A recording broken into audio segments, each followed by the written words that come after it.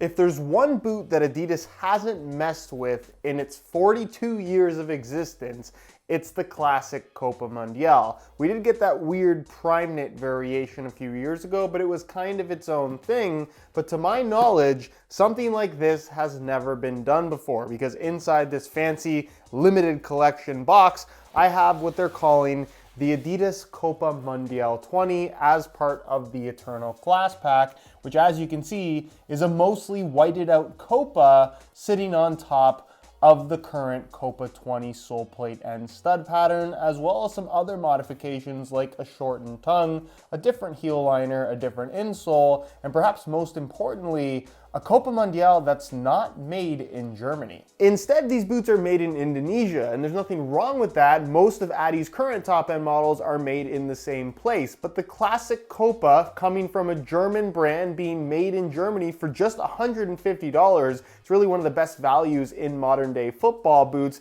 These are made in Indonesia and retail for $100 more at $250. So of course that begs the question, how's the quality and are they worth the price tag? That's exactly the question that I plan on answering in today's video, because I feel like this is a football boot mashup that we have directly and indirectly asked for quite a few times over the years. I think they're really cool, but are they actually any good? We'll go over all the details, including how they fit and feel on feet. So if you're interested in learning more, please stick around, watch the entire review. And if you are interested in a pair for yourself, I'll leave a little pop-up on screen, or you can click the first link down below. That's going to take you to the review page on my website, where you'll find buy it now links with exclusive SR4U coupon codes, where you'll be able to pick these up below their normal retail price. As always, if you guys do end up enjoying the video, please don't forget to support it with a like. It means a lot. And if you are new here watching for the first time and don't want to miss out on weekly content on everything football boots, make sure you hit that subscribe button along with the little bell notification so you get notified when the next new video goes live. So getting right into it, we can't talk about these Copas unless we talk about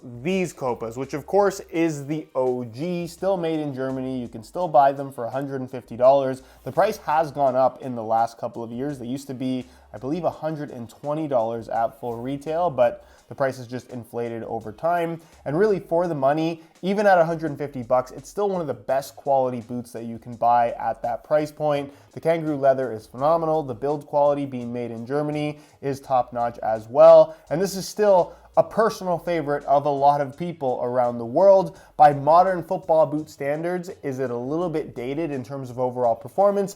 Absolutely, but there really isn't any other football boot that feels like a Copa. So at this point in time, it's definitely an acquired taste, but it's a boot that a lot of people still really love, and for good reason. Side by side with what I guess we can call the remake, there are some huge differences between these two boots, some good, some not so good, and the reason for those changes is obviously the fact that these are made in Germany and these are not, but also because they had to adapt the upper in certain ways to obviously achieve the look they were going for, as well as to make it work with the modern Copa 20 sole plate, which I've said this before, I'm not really a huge fan of this sole plate. It's probably my least favorite from the Adi brand right now, but when you compare it to the classic Copa Mundial, I think it's fair to say that it's a little bit better. So we'll start with what I think most Copa fans would be most concerned about, and that is the upper, which of course is made from kangaroo leather. Is it the same as the OG?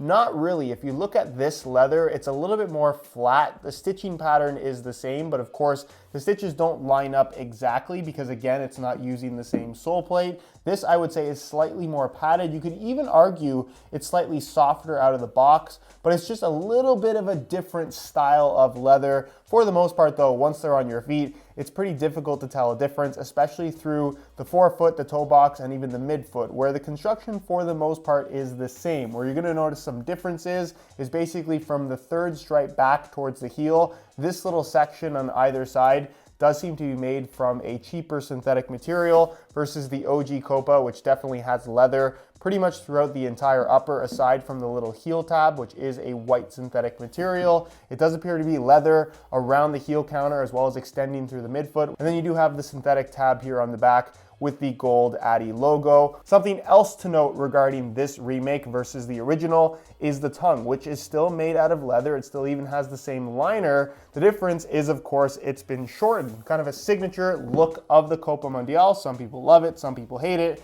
is this very large tongue that you kind of have to work in order to get it to stay down on its own. A lot of people will put clothespins on the Copas when they're not wearing them in order to kind of work it into this position, which does take a little bit of time. I have worn Copas in the past and have actually cut the tongue off, which I know a lot of hardcore Copa guys would kind of cringe at. That's not something that everyone does, but they've actually shortened it for the Remake, which I actually think looks quite cool, and I'm a fan of the idea in general. I think a lot of people, if you're trying a Copa for the first time, not that this is necessarily an accurate representation, they'll appreciate the shortened tongue, which does have all of the same gold Copa branding. It's gold for this colorway, it wouldn't normally be. And even on the underside, which is kind of an interesting quirk, the tongue is too short, but it still has the same kind of Copa branding that would be right side up with the tongue folded over, but you obviously can't do that on this boot because they've shortened it so much. They did also incorporate the classic Copa laces, which of course just fills in the gap of what is a very traditional upper construction with a floating tongue. And then moving to the rear, this is where the boot does end up feeling drastically different. If you look at the OG, it's obviously got a low cut, it comes up a little bit higher at the back, but the general construction and shape of a classic Copa Mundial through the heel, in my opinion, is still top notch. Even if you look at the heel liner, there's not a lot of padding back here. It uses this pretty slick synthetic material, but the shape is just right. It feels very comfortable and it holds your heel in place. Where on this one, I'm not sure what they did. There is an internal heel counter, which is definitely harder than the original. And then you'll notice that it's not quite as high at the back. It's pinched significantly more as far as this extension piece is concerned. And there's a ton of padding back here, but it's a very hard foam. I'm not exactly sure what the logic in doing this was. It does have a similar type of heel liner, but through the heel, while the lockdown isn't bad, it does take a little bit of getting used to. You kind of have to be more careful during the break-in process with these versus the original. And in general, I think it's the one aspect of this Remake that I'm not really that big a fan of, although it's definitely not a deal breaker. It does get better as you wear them in. Then the insole is fully removable. I'll give you guys a quick look at that. It's pretty much just taken from the regular modern Copa, where you can see it features this soft synthetic suede liner on the top. There's a little bit of an extra foam insert here at the very back of the heel, which you don't really notice, and the insole is made from that super soft Ortholite foam. And then moving to the base, you are gonna find the modern Copa 20 sole plate and stud pattern, which does change the overall shape of this Copa Remake quite significantly versus the original. And pretty much all modern sole plates do have a little bit of hangover. They kind of curl up the side of the upper,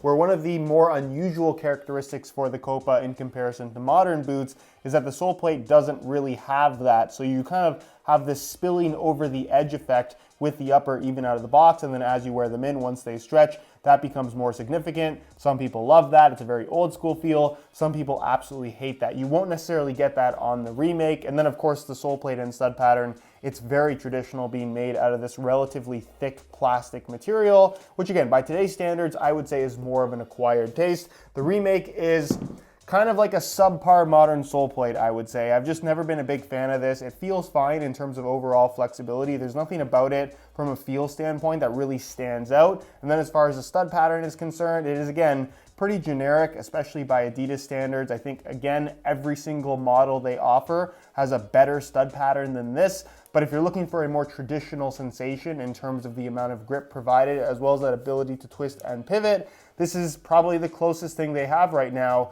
to the original. So in that regard, I guess it does suit a classic Copa upper. And then there's the weight, which is a pretty interesting aspect of this comparison, because one of the things that a lot of people don't like about the classic Copa Mundial anymore is the weight. These are, I don't want to say heavy by modern standards, but they are heavier than pretty much every other modern top-end football boot, even the ones that are made out of leather. So you would expect with the new sole plate tooling that this would be lighter than the original, and it is. Keep in mind, these are a 9.5 US and these are a size 8 US. The reason for that, if you know your Copas, the sizing is very old school. You have to go down a size to a size and a half in order to achieve the same fit as a modern pair of football boots. So even though these are an 8 and these are a 9.5, they are pretty well the exact same size. Also, classic Copas stretch like crazy. You're not going to get that same effect from these new ones. Nonetheless, we'll throw on the classic Copa first, and you can see that they weigh in at 10.65 ounces, the equivalent of 302 grams, which is roughly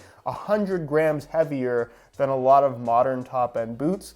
We'll take these off the scale and we'll throw on the Remakes, and you can see that they weigh in at a much lighter 9.4 ounces, the equivalent of 267 grams. So you're talking about a weight difference of a little bit over an ounce, which doesn't seem like a lot, but the jump from 9 to 10 ounces is extremely noticeable. And when you talk about how these two boots fit, which we'll get into in just a second, the Remake ends up feeling a lot lighter than the OG. Which brings us to the most exciting aspect of the Copa Mundial Remake, and that is how they fit and feel on feet. And to my surprise, they're more different from the originals than I was expecting. I think the number one thing that you'll notice coming from a classic pair of Copas is the predetermined shape that these have versus the originals, which are really kind of just meant to fit as tight as possible out of the box. Then you just let the leather stretch, and because of the design of the Soleplate, which really doesn't have any edges, it kind of stretches almost endlessly, which is why it's so important to get your Copas to fit perfectly tight out of the box. With these, they're a little bit wider as a base shape, and they feel more structured. I'm not sure if it's due to the slightly different leather that they've used, but this definitely feels like a football boot that was designed in 2020 rather than in 1979. The Soleplate in general actually feels good with this upper. The leather, as you'd expect, is extremely soft. I think it's very difficult to tell a difference between the quality of the leather with these versus the OGs, even though I do think the Made in Germany Classic Copa maybe is slightly nicer from a quality perspective in comparison to these. The central lacing system with the tongue feels fantastic, and in general, just like OG Copas, if you have wide feet, these are going to fit you quite nicely, but overall, these have a much more snug, kind of ready to go fit out of the box, where the classic Copas definitely require a little bit more break-in time. The one aspect of these that I'm not crazy about is the heel, like I talked about. There's just too much foam, and the foam that's in there is just a little bit too hard. It takes some getting used to, although I will say this, and this has nothing to do with just Pure Grip socks,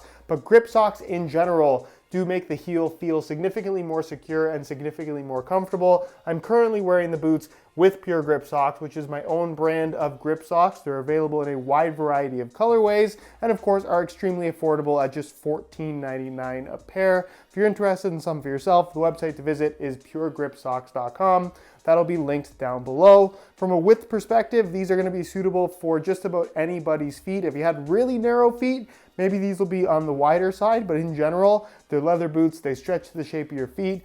They will fit most people. And then in terms of sizing, I'm wearing these in my usual size 9.5 US. My toe goes right to the end as it normally would. They are Copas, they are leather, they are going to stretch, so I guess you could probably get away with going down half a size if you wanted a super, super tight fit. But in general, with this brand new Copa outsole, I definitely think going true to size is probably going to be your best bet for most people. So in conclusion, I don't think there's any doubt that the Copa Mundial 20 Remake is a cool pair of football boots. The more important question though is, are they worth the extra $100 over an OG Made in Germany $150 Copa Mundial? And I think the answer to that question really does depend on what you're looking for. If you're just after the best quality, I'd probably still go for the original Copa, but if you want something that has some Copa vibes about it and you don't mind spending a little bit of extra money for something that fits and feels significantly more modern, then I think you'll enjoy the Copa 20 Remake. The one thing I will say about these at $250,